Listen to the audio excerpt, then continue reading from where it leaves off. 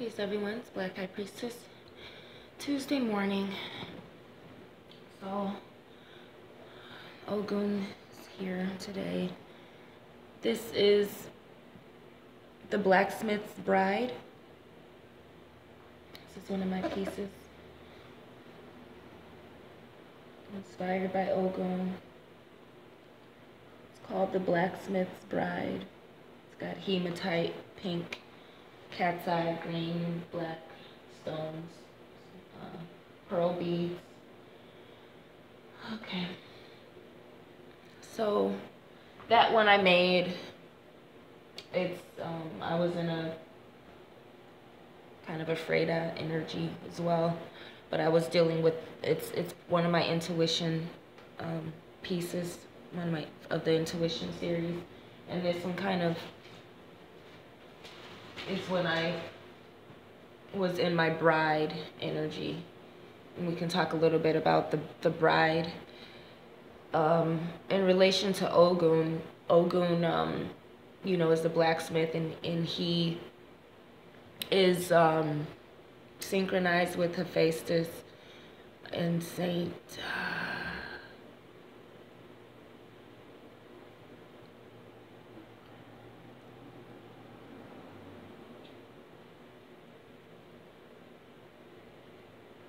I want to say Saint John, but I'm not too good with the saints.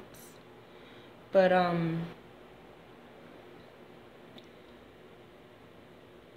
okay, so the bride, OgúN, you know, as a blacksmith, you know, used alchemy to forge the perfect wife.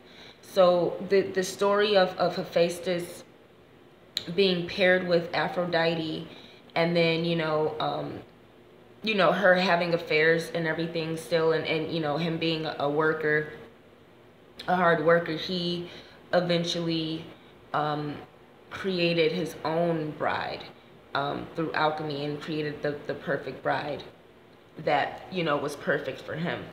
And so this is one of the aspects of the bride, and this story can touch on the patakis of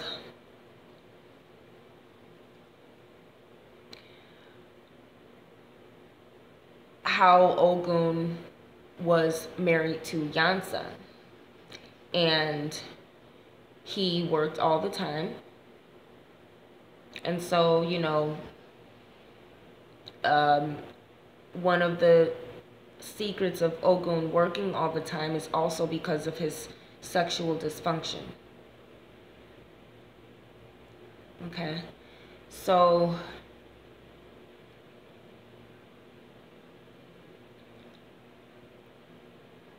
you know, he was neglecting Yansan and working all the time, and then, you know, he sent her to the marketplace to get some things, and unbeknownst to her, the things that he was going to get were to make a potion, you know, to help cure his sexual dysfunction, so they could be romantic, and because she wanted children. So when she went to the marketplace, she met Shango. So let's, you know, just kind of fast forward. You know, she spent approximately 25 years with Shango, you know, as Shango's, you know, #1 wife, his most beloved wife. You know, as we know, Shango has a harem. He slept with every woman, but this video is for OgúN today. So eventually, when OgúN and Shango fought over Yansan, in fact, OgúN lost because during the fight he was remembering that it was his neglecting of his wife that caused her to go with Shango. So, you know, through this realization, eventually Oyan and OgúN get back together, and they have 9 children, which are Egungun, and or they're 9 OgúN, and that's when Yansan became that's when Oya, she became Yansan, which means mother of 9. Oya means to tear, to rip, deals with the tearing that she does when she touches down and when she enters the ripping through realms. It deals with the cloth that she wears of the OgúN, that is a tattered cloth, the same way her skirt is. So that is dealing with the OgúN and her connection with death, and OgúN is part of the OgúN, which is a deep mystery. A lot of people talk about the as witches, but it's even more forbidden to speak of the OgúN, which are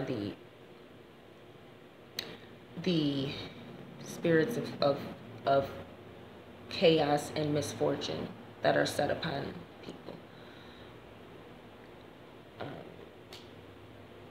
The warlocks, So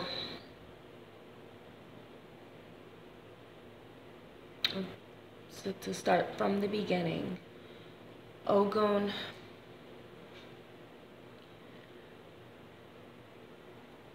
raped his mother, Yegwa, I think, or Yembo, aspect of Yemaya. And OgúN was, watching over the house, but OgúN did not let the head know, or the husband know, the father. So I don't know I believe it was to an effect where OgúN was bribing OgúN to not say anything, or OgúN was turning the other cheek or something. But it was Ilegwa who in fact told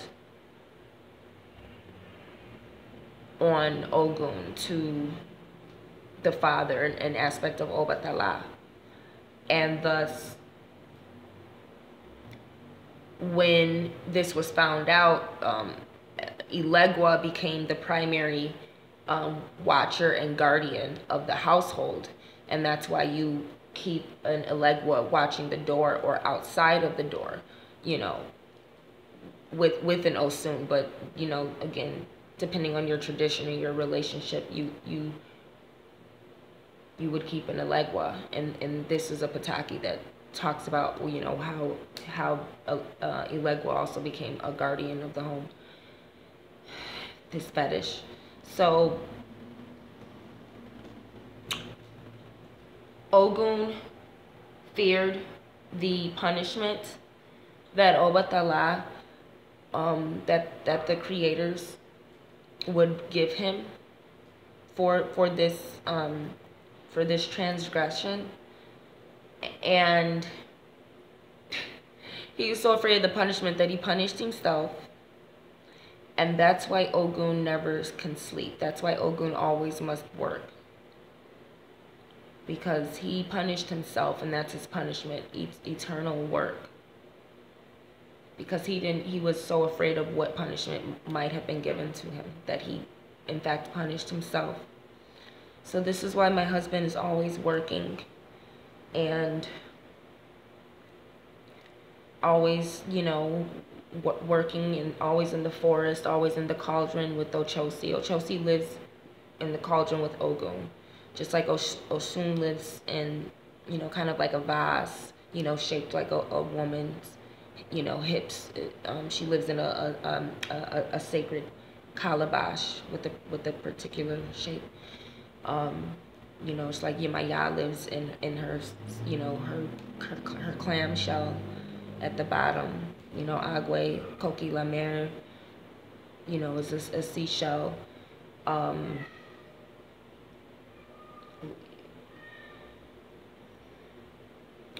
Eshu lives in the fetish space.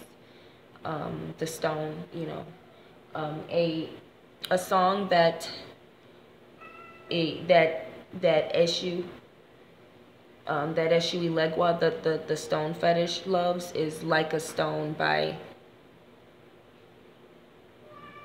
Audio Slave. Like a Stone. That song speaks about the fetish stone that voodooists carry with Eshu, especially for fetish priests. So, and I'll talk a little bit more about some things that Eshu, the paths of the Eshu, like. So, OgúN's always working. Again, the story of Hephaestus as an alchemist and Aphrodite is actually from the history of OgúN's marriage to Oya. And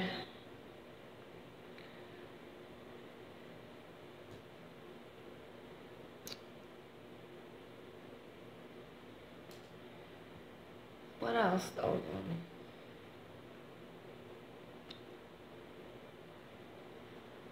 OgúN deals with the number 5, the 5th branch on the tree of life of Gebura, which is conflict and war.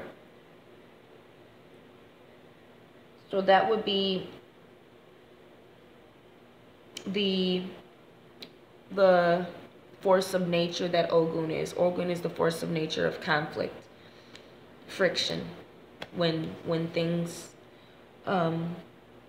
you know, rub each other the wrong way. And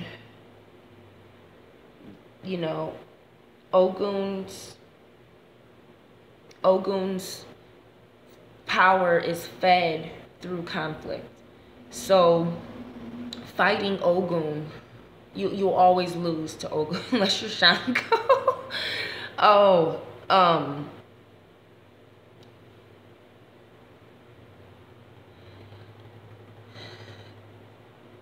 Don't fight OgúN, especially if you're 100,000. Just, you know, like, because it's important to understand that through that partake, OgúN learned, you know, he again kind of learned a hard lesson, and through losing the fight, you know, it was his analyzing with that made him lose the fight. It wasn't that he stopped fighting, it was that he started analyzing what he was fighting about and for. And OgúN is very smart and intellectual, and he's a solution-oriented person. He fixes things. He creates things perfectly, and thus he fixes things that don't work, and he makes them work better than they did. So that's the reason why he is the divinity of metal and blacksmithing and alchemy itself. That's why he has the cauldron, and deals with the fire, because OgúN was born in fire. His father is Aganju, or Agayu, who is the volcano. OgúN was born inside of a volcano, y'all.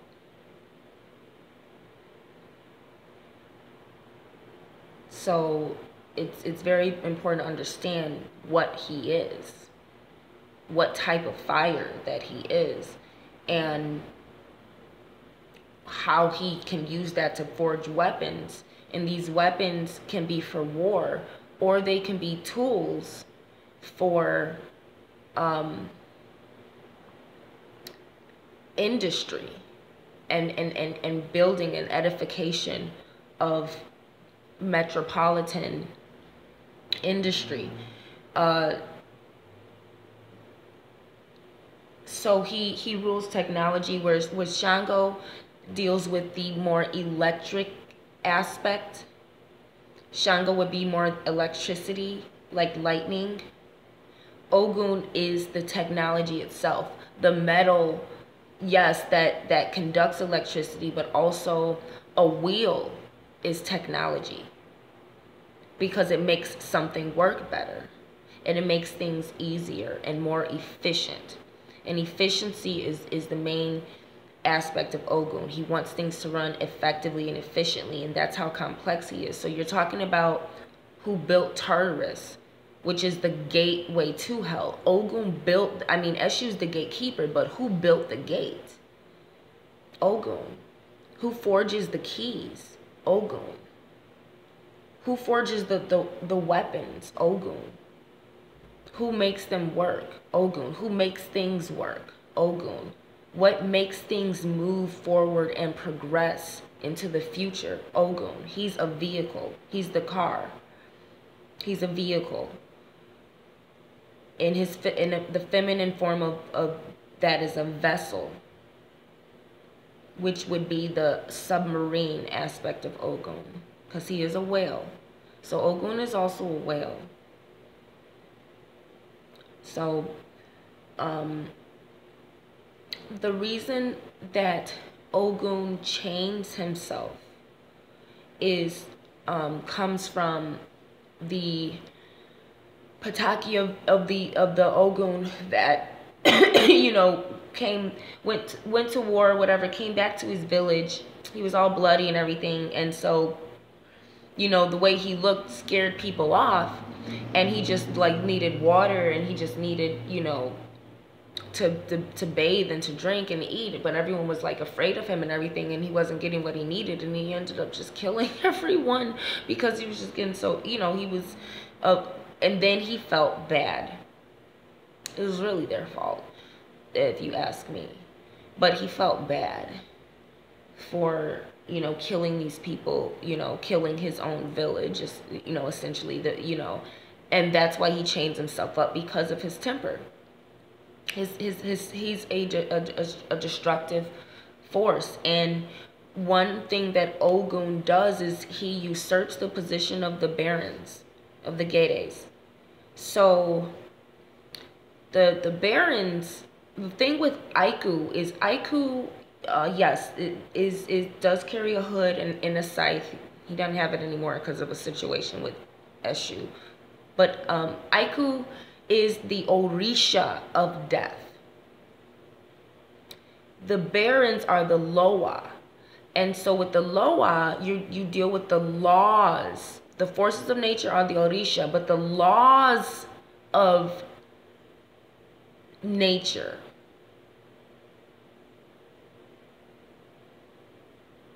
are the Loa.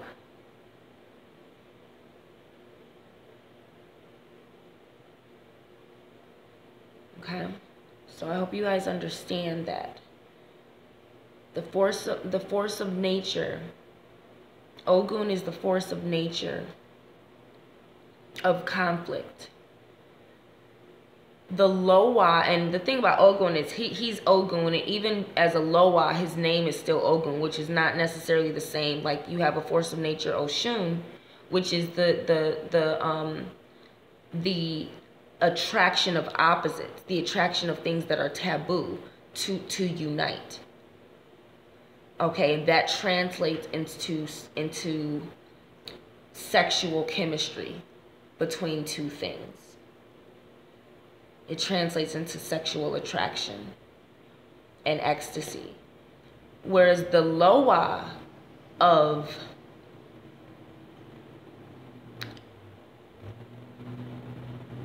sexuality, of feminine expression of sexuality, would be Ejuli.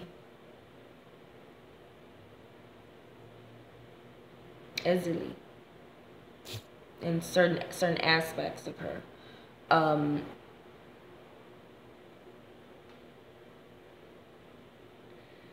Okay. So the thing about OgúN as Orisha is his temper and things, and his power of war causes him to usurp the position of the barons and the Gades, which their position as Loa is actually judging your soul and whether it goes to heaven or hell, essentially. Why do the barons have the right to judge and not the Orisha? Because the Orisha, most of them never had a human incarnation, whereas the barons were the first humans to die. Okay? They were the first humans to die. So they have the right to judge the human soul when it does die, because most of the Orisha have no understanding of human incarnation. Even when they were on Earth, it may not necessarily have been a time where humanity it was still dealing with the divinities.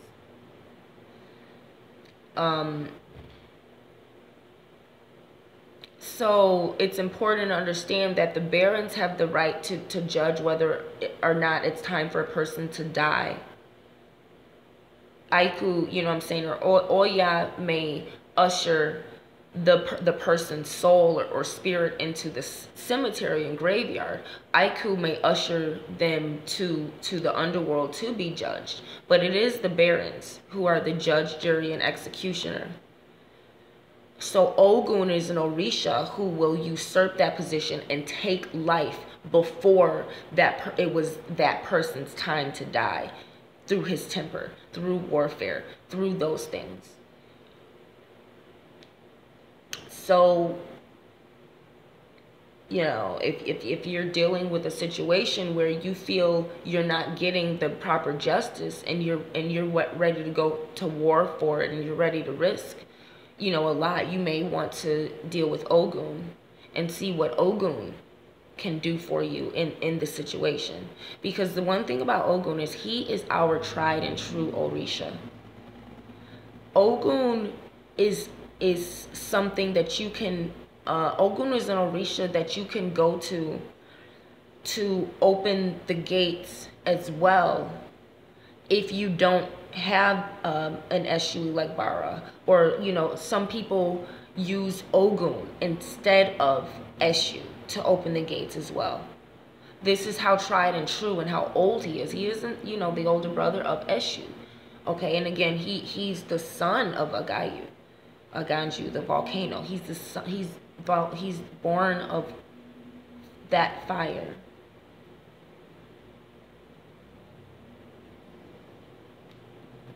Which should tell you a little something about Aganju.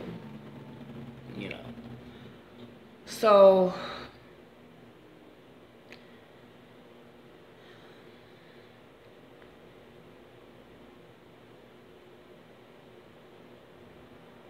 he chains himself up, and that's why, if anyone's seen, I think is Ghost Rider, I think Nicolas Cage played this character, and he's in some pictures, he's got like this fiery eyes glowing through his skull, and he's wearing all these chains and stuff, and he's on the vehicle that represents OgúN.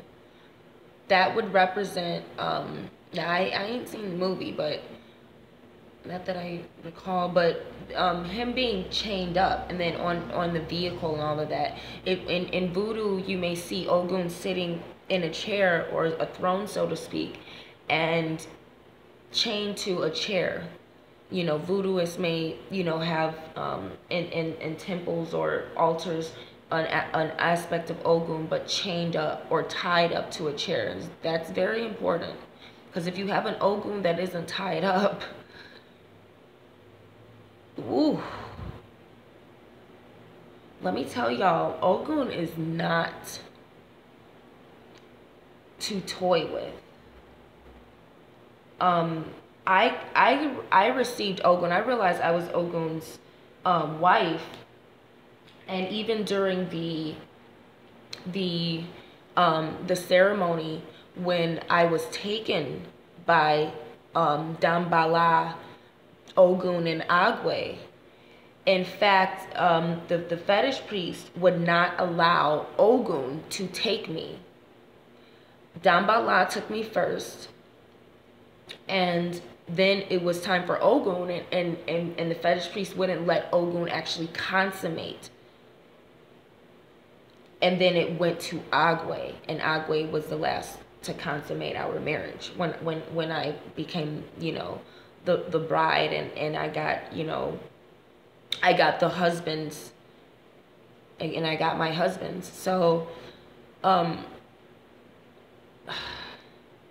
it's important to understand, because when OgúN first came to me himself, he was in my closet, and he was a slender version, very dark, and he had on a short, you know, hat. It looked, you know, very African, you know, kind of like Muslim style. It was just like very short, maybe like a, you know, I don't know how to describe it, but it was this kind of square, you know, style, you know, kind of head covering, but you could tell it was resembling his crown, you know, and but it was like a warrior type of crown, and it did have an aura of green, you know, a little green, but he was in the closet, and it was very dark, and I was actually seeing him through the reflection in my mirror. So I wasn't looking directly at him, I was looking at him through my mirror, which was reflecting him being in the closet. And so I was speaking to him through the mirror, and he said, "You look like Oya, but you act like OgúN." That's what he said to me. "You look like Oya, but you act like OgúN." And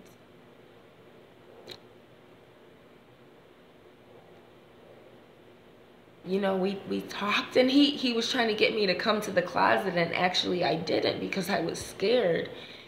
And you know, thank Obatala or Eshu, or both of them, that I didn't, because he would have ate me. OgúN was going to eat me, his wife. He was going to eat me, y'all, if I had came near that closet. That's how hungry he is. So when I tell y'all he's not to toy with, he's not to toy with. He is a straight up demon. Straight up and down and all around. He is not a toy. He is a weapon.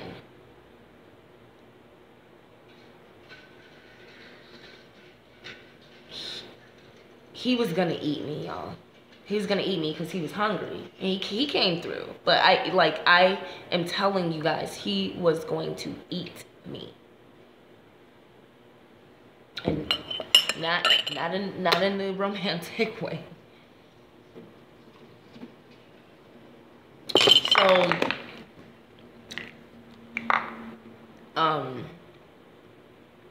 please be careful with OgúN, y'all. And again, it is definitely my alignment, you know, as Black High Priestess. You know what I'm saying? Some women may have more of a Oya, you know, some women may have, you know, different Orisha or Loa that they're dealing with, so they may have a different relationship to OgúN. You know, my relationship with OgúN is he protects me. He provides. Me as Lasaren, you know, dealing with the mermaid aspect of Ejuli, you know, I deal with the OgúN whale, or, you know, I call him OgúN Wale. And I deal with that OgúN a lot. The whale husband who, you know,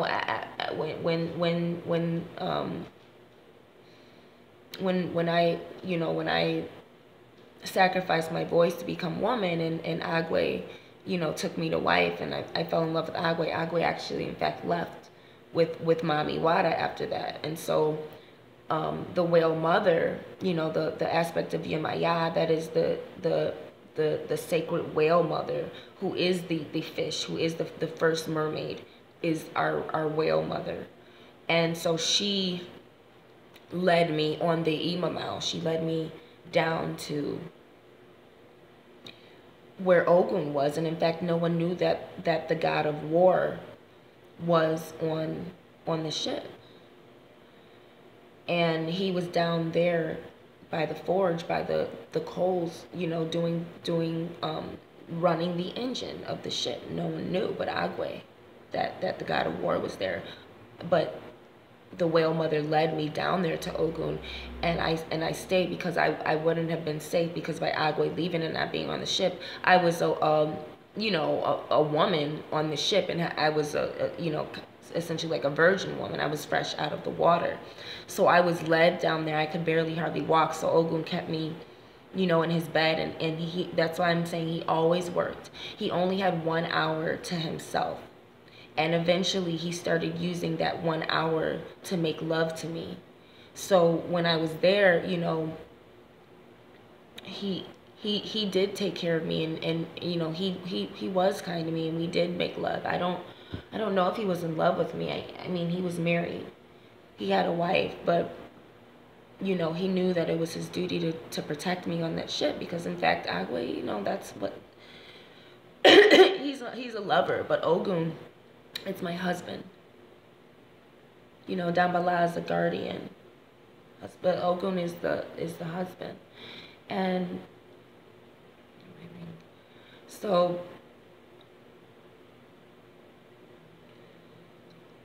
you know, he would start getting tired, because he would, the 1 hour that he had to rest, he would actually start using that hour to make love to me. And you know, us mermaids, we fall in love very easily. And so, you know, when the Imamau docked in, was it Benin or Dahomey?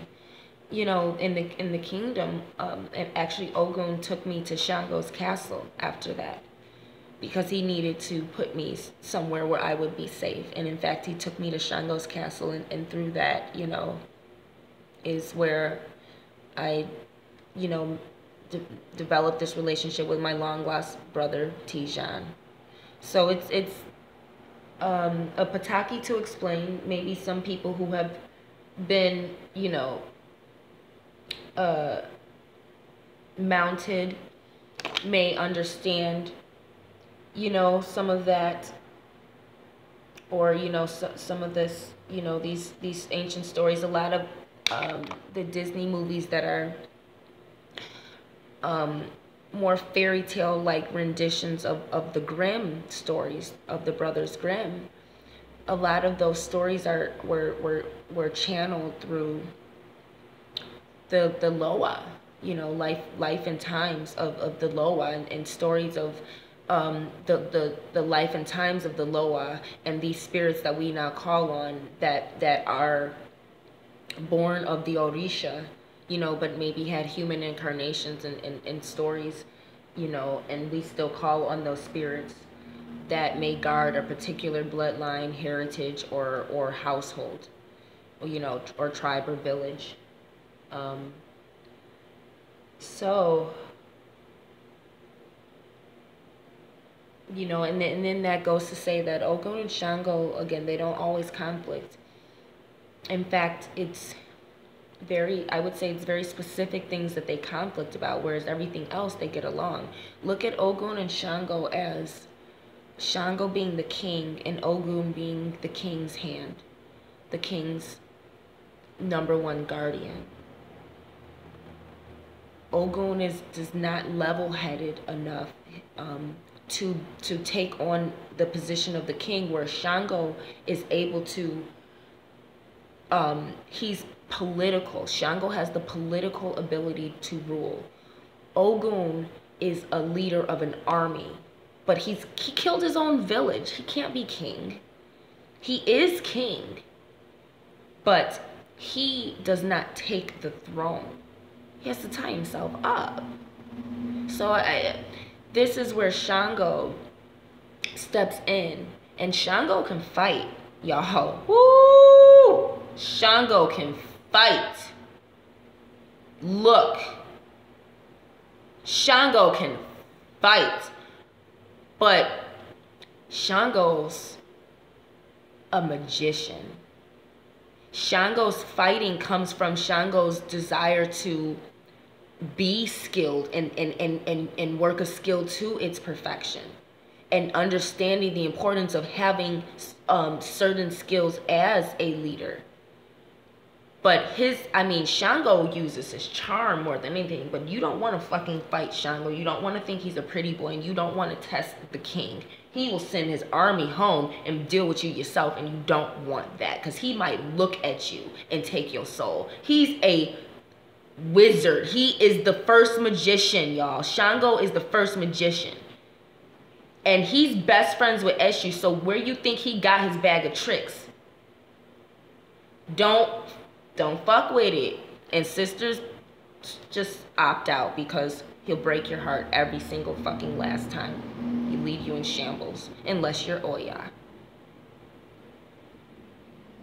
And if he get an Oya, maybe it's his time to get some karma. So ladies, please, unless you are an Oya that has been married to a Shango, and you already accept that he's gonna, have his, that he's slept with every woman in the land, and he's going to, but you're the number one, just opt out.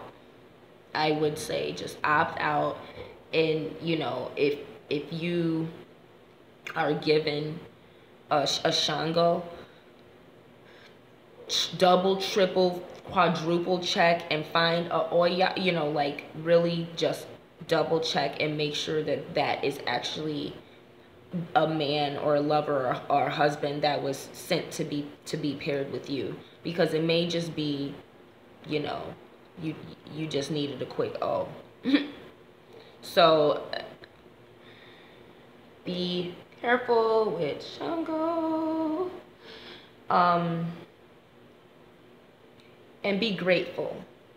Be grateful for Shango, though, ladies, because even though I would suggest resisting the temptation to sleep with a Shango that has been brought to you through a man, because Shango can take you if he wants, and Shango don't let go. I'm talking about all night. I am talking about, I have to beg Shango to stop when he takes me. But when I see Shango in a man, when I see Shango coming to me through a horse, be careful, because it's just charm. It's just him being his charming thing. Let the guy, sometimes the thing is, OgúN, being with an OgúN is, being a daughter of OgúN, OgúN goes through poverty. OgúN goes through being ostracized. OgúN goes through, OgúN was a prostitute, like the Virgin Mary. Okay, so she had that lifestyle, that gypsy lifestyle, where she rose to power. That's why she had the upper hand on other female Orisha who never experienced poverty and didn't have the street smart that she did to know how to deal with the men. To be smarter than the men. To not let them control her sexual power, but to be smart enough to. And Yemaya's wisdom contributes vastly to OgúN's beauty. Because as you well know, OgúN left to her own devices, you're gonna get the witch. If you in Ifa, there's a reason that they keep OgúN with Yemaya. Because OgúN, in fact, is very young. She's the youngest Orisha. Humanity did not have sex for love until recently. Before, women were not having orgasms until recently. It was all just procreation and mundaneness. OgúN brought enjoying life to humanity, and that's why people do it recklessly. That's why OgúN needs to be with Yemaya to have that wisdom of how to wield her feminine wiles. because it's young. It's the youngest thing. Female sexuality is a new thing. Women expressing their sexuality is a new thing. And the responsibility that comes with it comes through Yemaya. Okay? And that's why you have female competition, because through OgúN there was no more competition. She is the chosen goddess. And it's not just because she was chosen by the men. I mean, Yemaya was chosen by the male Orisha as the perfect mother and the perfect wife and the perfect queen. That was Yemaya, but OgúN is Yemaya's daughter. So yes, there was conflict between Yemaya and Oya based on the different ways that they conducted their femininity. We honor Oya because she is our warrior. She fights better than the men. You want to win a fight. Oya fights better than the men. And I already told you about how Shango and OgúN fight. So imagine, just let it soak in. Oya is our strength. Oya is our backbone. Oya is what gives us our independence. Oya gives us our right to not be in that role. So does Yemaya. They just had two different ways of doing it. There was red and there was blue. And then came yellow. Then came jealousy.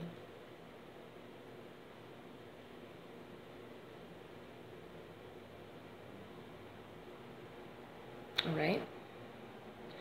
So Yemaya deals with love.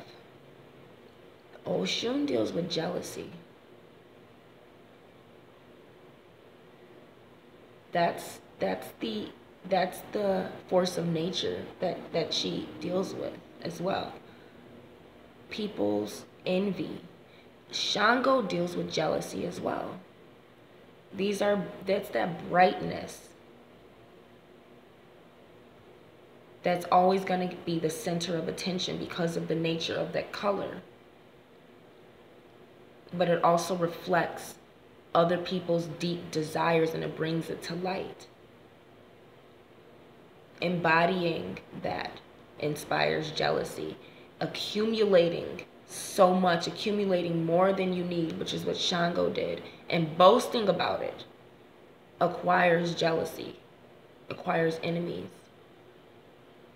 Being the brightest, being the star that shines the brightest without trying, naturally, naked, no makeup,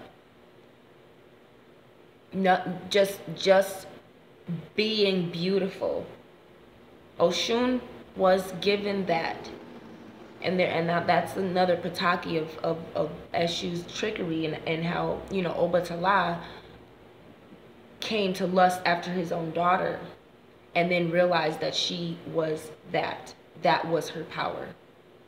The ability to create attraction in the most taboo way. OgúN is not just love and sex and beauty. She is taboo love. The love between two races that are in conflict with one another. The love between royalty and peasants. You can call me what you want, but we're talking about taboo love. We're talking about the love between a human and a non-human.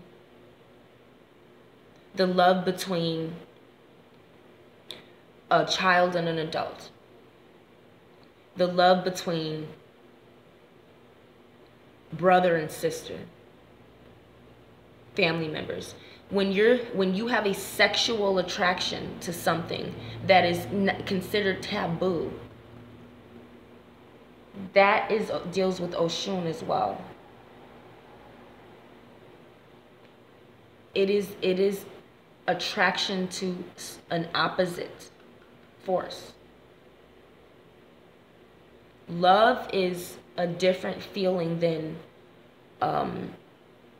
it's not different, but love resonates differently than being attracted to something the way a magnet does. And OgúN attracts like a magnet. She is irresistible. Irresistible. These are things that are not quite understood. They still can't figure out why OgúN's skin glows. OgúN was not light skinned. OgúN did lose her melanin through mating with Babaluaye, who was cursed. That's where you get your story of Beauty and the Beast. Different upload. But OgúN was never a lighter skinned woman. She was the youngest Orisha. And her skin glows.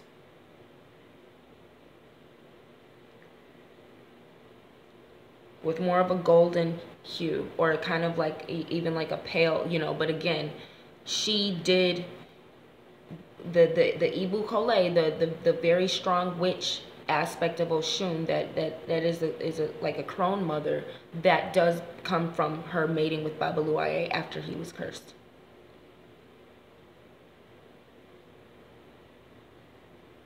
Her living in the cave, you know, and everything, and she did lose her melanin like a leper. She did become pale. These are, so again, this should be a different upload, but back to OgúN. You know, OgúN, after Oya left OgúN and he was getting mad, you know, OgúN he's like one of the, Yemaya destroyed the world once. OgúN also was going to. He was going to destroy the world, destroy humanity. And some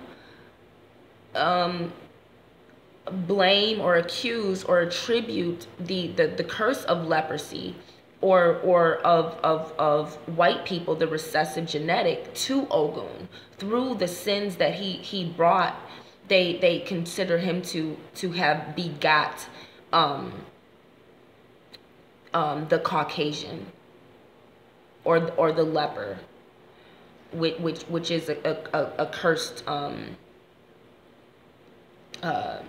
ethnicity or you know a cursed bloodline or whatever. In voodoo, white skin became a curse because the first ancestor that was given the right to wear white and was white and given that color misused it and started looking down on everyone. So from then on it became a curse and it was given to Obatala.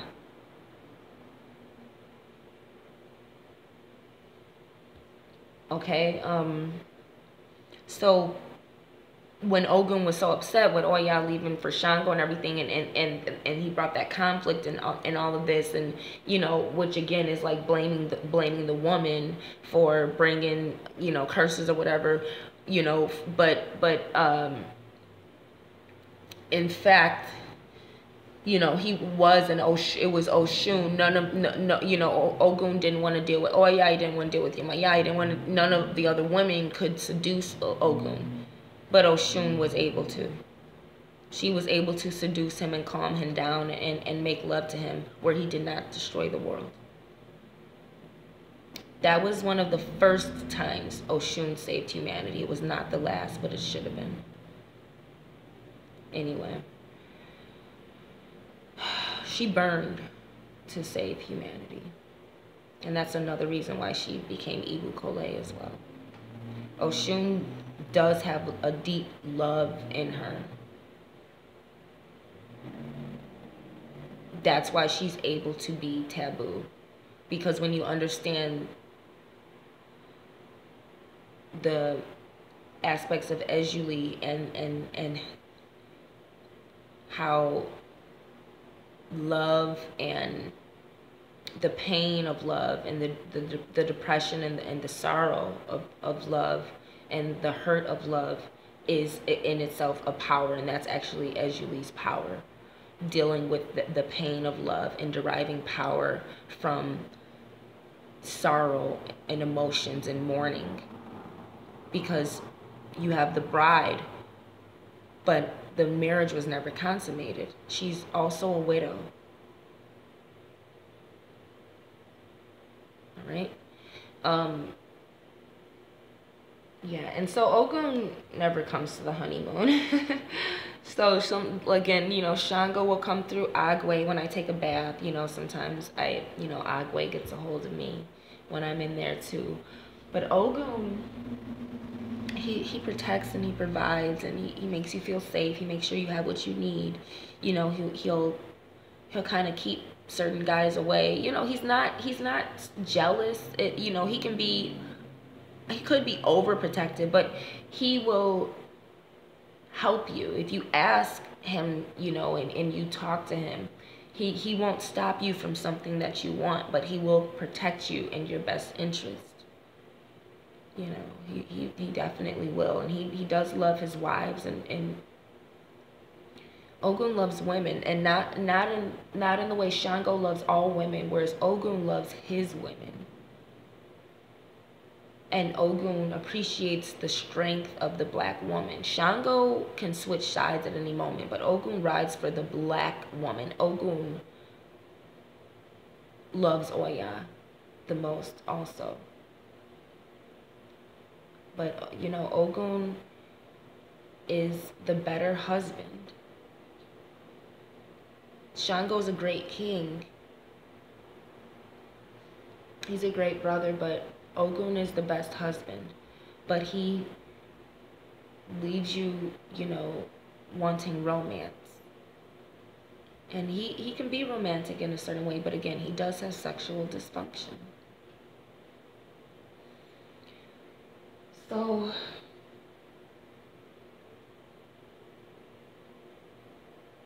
and he can be nice sometimes. He can be nice and maybe a little awkward, charming, because OgúN, when you get something OgúN can be is a nerd. He's like a geek, because OgúN is the computer nerd. He's the one teaching you how all of this shit works that no one can figure out. He's the one figuring out how to make things work. If anyone watched High School of the Dead, okay, well, the fat nerdy kid came up with a fucking nail gun in like 2 minutes, and he was running around. He was the shit.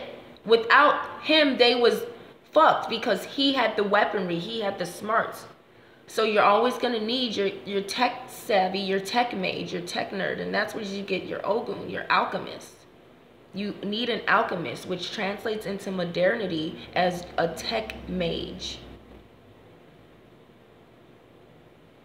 So yeah, OgúN is an architect as well. That's why he's our tried and true, because he's our architect, and he's tried and true for black people. It was OgúN was the Orisha that possessed everyone. When the slaves freed themselves, they were possessed by OgúN. When they went around killing all them crackers, they were possessed by OgúN. Who knows what weapons they had? Have you ever seen people get possessed by OgúN in a ritual? They eat glass. He's not to be fucked with. People eat glass. They eat fire. They cut themselves. Have y'all seen OgúN? I have. He almost ate me. I'm not joking. So, the reason that I talk about doing voodoo when you're dealing with Black Revolution is because it is the only thing that ever freed black people. But as long as you're afraid of who you are and what you're capable of, you deserve to be inferior, because that's what you are, living in fear of your own power. And rightfully so, a lot of people don't have the power of voodoo. But a lot of it has been lost through indoctrination, religious Christian indoctrination, and through the sexism that keeps black men holding on to the only thing that ever gave them a sense of power and authority over the black woman, which was the white man's religion. That's why the black man is in deep cahoots with the white man, because the black man does not want to see the black woman rise. He wants to see himself rise enough to be able to treat the black woman however he wants. If the black man wanted to rise, he would have elevated the black woman, and he would have been, everyone would have been fine. But the black man does not want to rise. He wants the power to oppress the black woman, the goddess. Black woman, you know, you have no allies right now.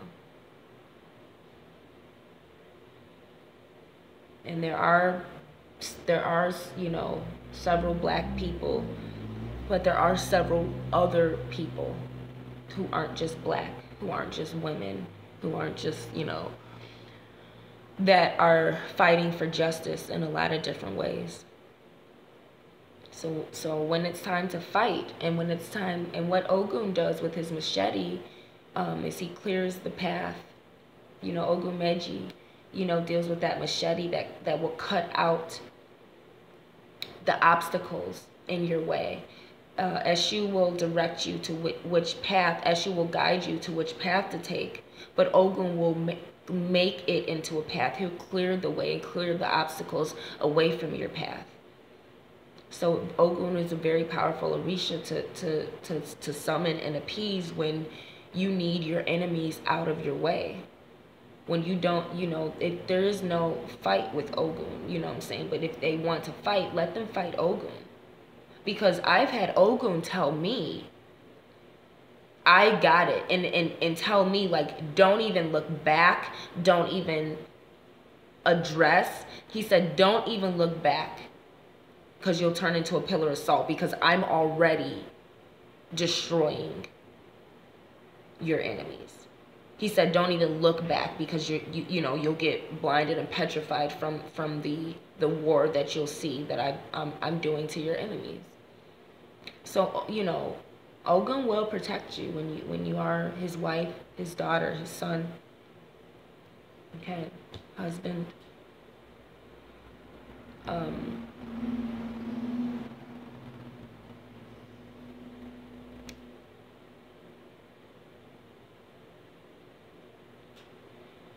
So, like I said, OgúN now prefers to possess the black women over the men, because he has seen that a lot of black men have lost their warrior spirit.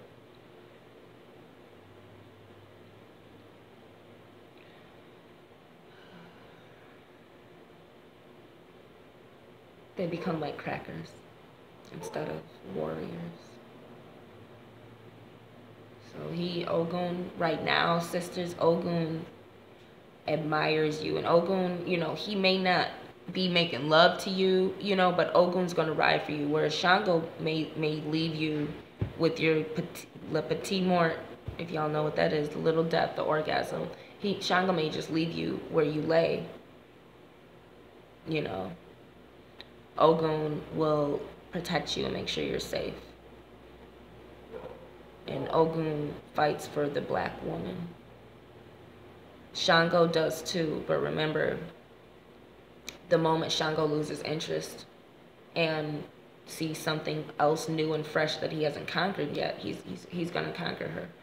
That's what he does. That's what he's been given the right to do, be a conqueror. All right, that's why he's our king, the King of Kings.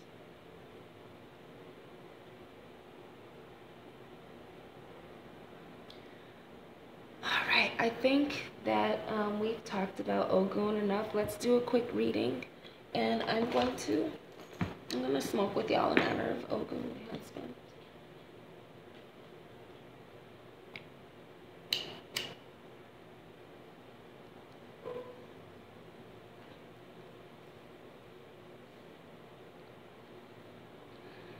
It's a little leaf. This is a one hitter. There's some technology.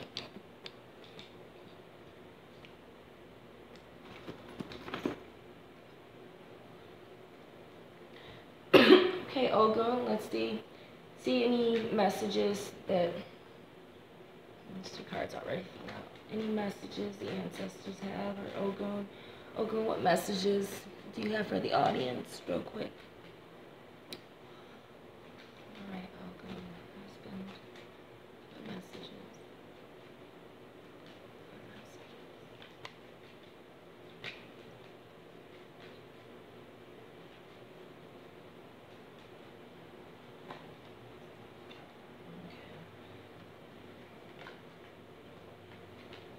All right,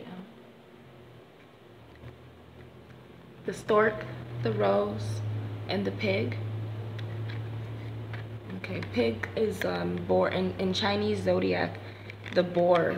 It's not the pig, which is a pig is like a dog to a wolf.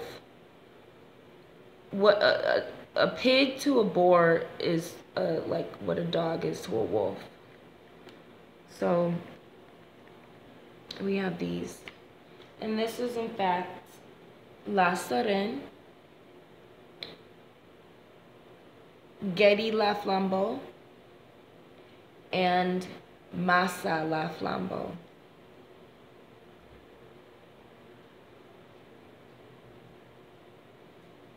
Okay. And the card I pulled is the book. And this is also, this one here is also the Congo Laplace, which is a person under the house of OgúN. A gatekeeper, a prince who has OgúN, Congo OgúN qualities. So the Congo aspect of OgúN would be the whale, you know.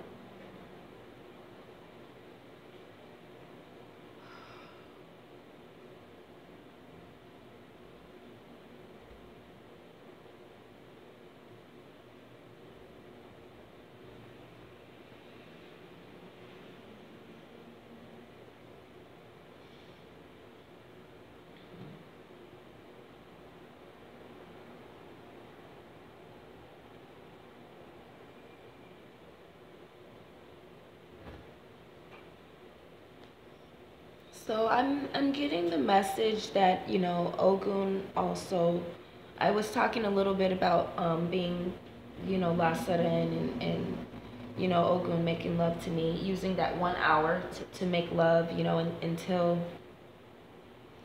I feel maybe he wants to talk a little bit more about that. Maybe he acknowledges what Black women need and want.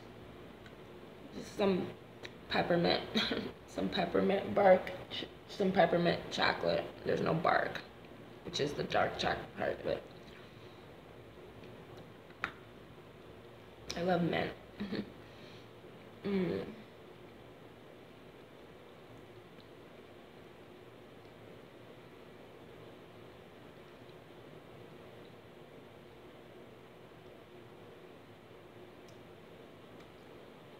OgúN's working on something. He's okay. OgúN wants Black women to know, Black people to know that he's hesitant with working with Shango in any war or revolution that Black people need to undergo, you know, to rebalance humanity. Him and Shango are hesitant about working together. When Shango found out OgúN raped his mother and the abomination, like, that was Shango's quarrel with OgúN, y'all. Shango don't like abominations. Shango does not like abomination. Alright? Shango, okay, he's cool and everything, but when he don't like something and he don't put up with something in his kingdom, like I'm telling y'all, be careful with him now. Like, be careful. Because you talking about 0 to 100. I'm talking about you be careful, because next thing you know, you done been beheaded for saying some vile shit that he just completely don't even approve of. that he don't even want in the air. He don't even want that shit in the air, y'all. Be careful when Shango don't deal with something he don't. When Shango disapprove, yo, don't let Shango disapprove. Woo! Don't let Shango disapprove. Have mercy. But they are hesitant to work together, but it's time. And I think this year we're gonna see more. And here's the reason why.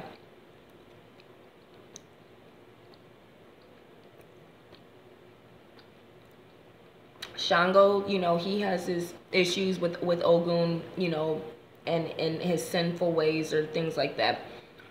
Shango ain't no angel either. Shango is not like you're an angel. Use Shango half demon too now. Shango's dragonborn to be technical.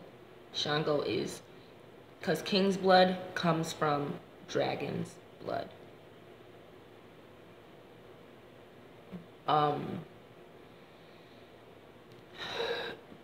But OgúN doesn't approve of what Shango does with black women. OgúN does not like what Shango, you know, it's not what Shango does for black women. It's what Shango has done to black women.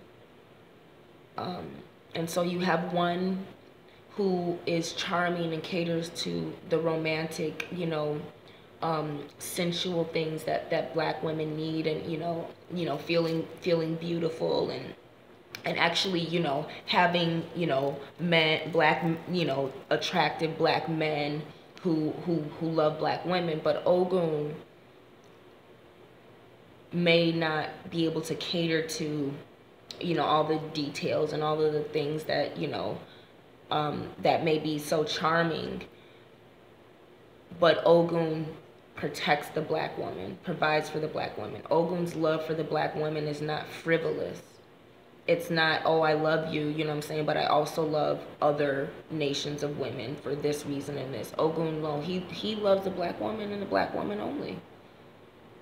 That's and that's to say that, you know, OgúN loves his woman. OgúN loves what he loves about his woman.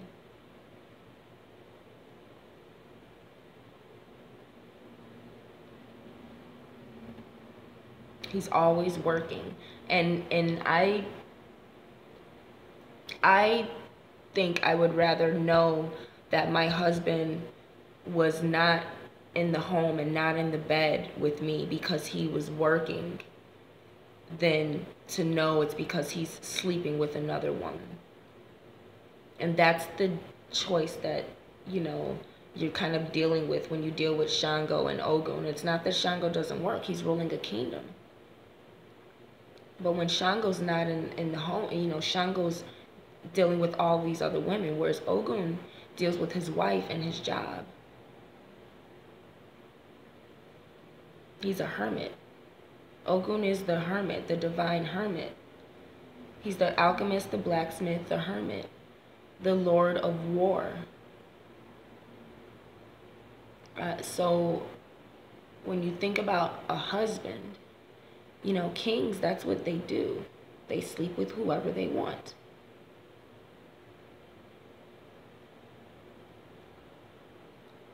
Men of war, lords of war, what they do is they kill. They kill, they destroy, but they're well trained. They're disciplined. OgúN's discipline comes from the fact that when he does things that are undisciplined, he punishes himself.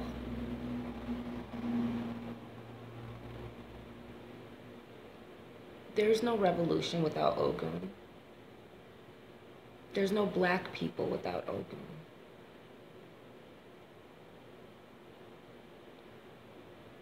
There's no black man without OgúN.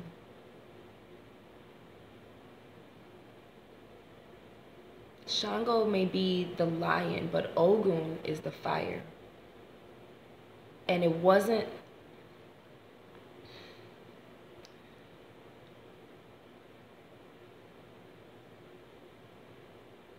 it was the fire that made man superior to the other beasts. It wasn't being the king of the jungle, it was fire that made the man superior. You can be king, but you're still just king of a jungle of Babylon.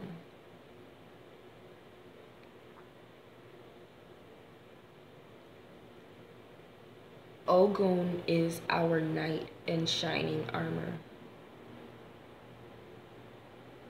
But his armor may not be shining. He may look like how he looked when he came to the village and they called him a monster. But sisters, that is the husband that I would choose for you. And for me. All right, ladies and gentlemen. I hope you enjoyed this upload about OgúN. Let me know if you have any questions and if you want me to do an upload about any other Orisha. It's 1 1 1 1 1. So I started at 11 11, so I'm gonna cut it short.